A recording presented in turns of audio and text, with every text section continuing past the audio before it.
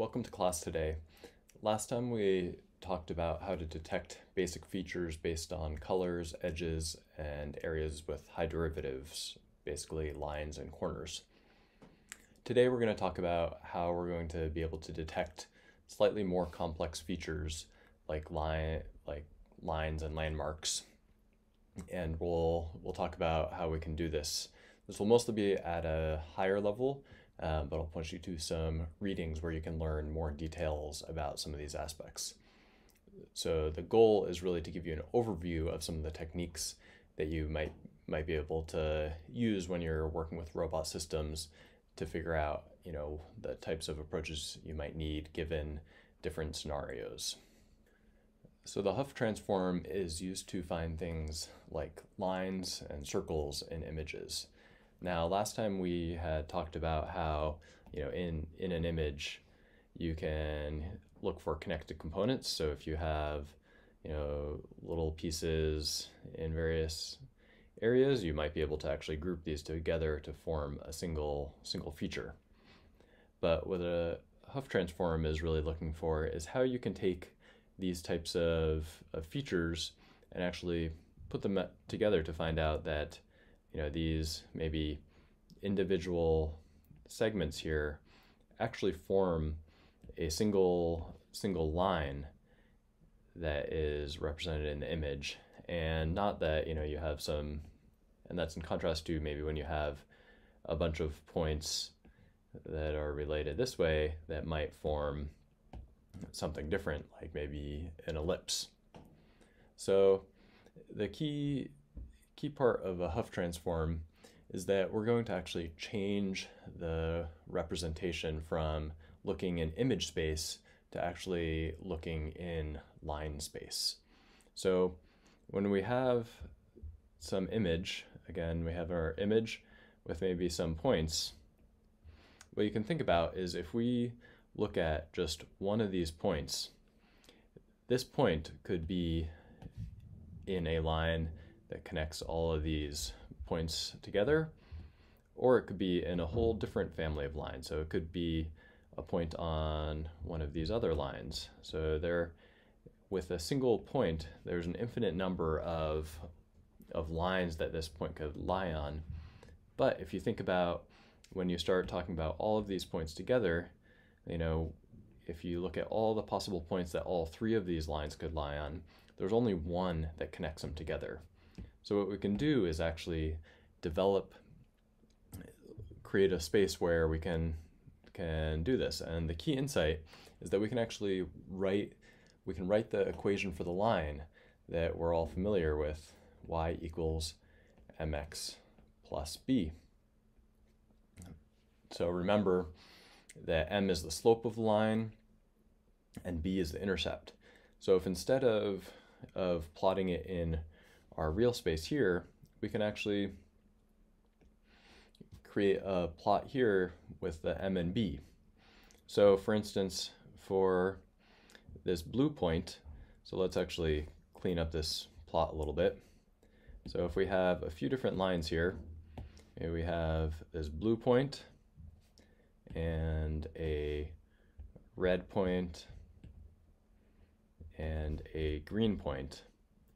Well, each of these could again represent many different lines. So one's going straight up and down, side to side, and all over. And we can represent that in our mx plus b plot by showing that this particular blue line could have a variety of slopes and it could intercept a variety of locations. So for this blue line, this could actually, in our line here, our real line might lie at this point. But it could be that that this blue line has a different slope. So maybe this blue line actually is intercepting the same point, but with a different slope. And it turns out that in this mx plus b realm, we can have this whole range of points. So it could actually, all of these lines that make up the full family of lines that intercept that point lie on a line in this mx plus b space. Similarly, if we look at this red point that has a whole range, these should all be intersecting, but a whole range of lines that work there, that might be represented as another line in this mx plus b space.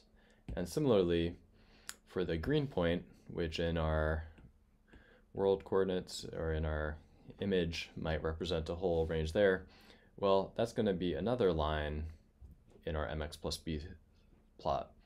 But what we can see is that when we have multiple points, there's only a single point in this mx plus b space where they intersect. So at this location here where they intersect corresponds to a single line in this image space, and this is the one that really matters. So we can actually then use this to find the line that connects all of those points.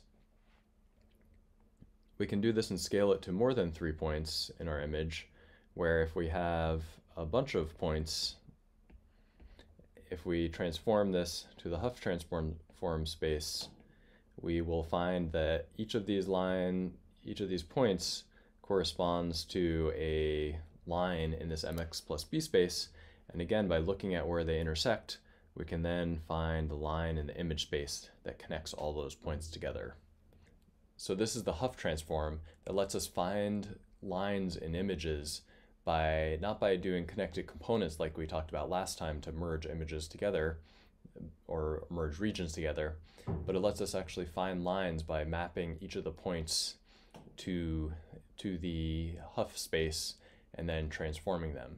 So the idea is that you can run an edge detector, and like we talked about last time, run the edge detector. You don't have to try to find connected components to connect them together. Rather, you take each individual point, map it in the Huff transform space to all possible lines that could take together, and then do this for all the lines. And this lets you then actually put them all together and find areas where there's a lot of overlap, and that'll indicate lines in your image. So the Huff transform is great for working on these types of, finding lines or circles or other shapes. However, a circle may look like a circle from one orientation, but if you rotate it a little bit, it's going to look like a line. And the question is, how can we find actual types of features that are invariant to these types of transformations, or at least handle these types of transformations better? So one way to do that is through more advanced features.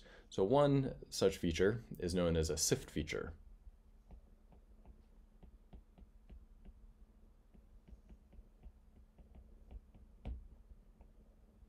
SIFT stands for Scale Invariant Feature Transform. I'm going to have you read about this in more detail, but the general idea is that you're going to look at the difference between blurred images and create a kind of an identification from this. So this is just the general idea behind this. So once you have these different blurs, you can then look at them, and so you find features at each blur level, and this gives you kind of an identification for features that work at different blurs. So this differencing and blurring is sometimes known as with a Mexican hat operator is what it's sometimes called, and this lets basically big features stand out. So if we look back in GIMP and look at what happens when we start blurring things. So if we increase the blur a lot, so if you look at this blurred image, you can see that the stands stand out and the field shows, but a lot of the other things are lost. And that's actually a good thing, because this is showing you that kind of the biggest features in these images. So if you were to look at this from a different angle, you would still probably be able to, identify the field. But the idea with SIFT is that it's not just looking at this from a very blurred angle. It's actually looking at these features with varying levels of blur, so that you can identify features that stand out at these different ones and kind of create an ID that lets you find good areas to that that might look the same at different angles. So see the readings for more information on this, but this is the real key thing here, is that it's important to know that there are types of features that are specifically designed so that they can track how features, where features are even as you're moving around. So this is critical for robot systems that are moving around and need to be able to track themselves. So when we talked about things like SLAM and localization and mapping, it's important to be able to actually track where you are in the environment by tracking features in the environment. So SIFT gives you a way to actually identify just natural features in the environment that you can track as you're moving around in a robot system. But there are other things you can do. For instance, we can actually add a landmark. A landmark is a known pattern that you might put in the environment, and this lets you track it as you move around, and also lets you identify where you are as you're moving by finding that landmark. Often these types of landmarks actually have a specific identification, so they might embed some ID information. This allows you to actually differentiate between the different landmarks. So you've probably already used some of these. For instance, you may be familiar with QR codes. Is one example. In robotics, a very popular package is known as April tags. Now, April tags have a number of useful features. So there's already a ROS node for them. And they actually come in the toolkit with the built-in calibration tools. They have the ability to actually use them to actually track robots by putting tags on them.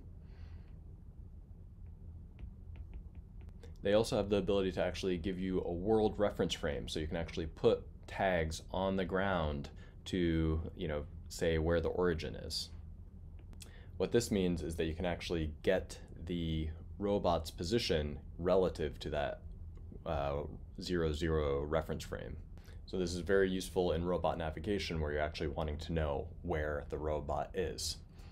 In addition, these April tags are useful in that they actually have things, like the ability to use multiple cameras as well.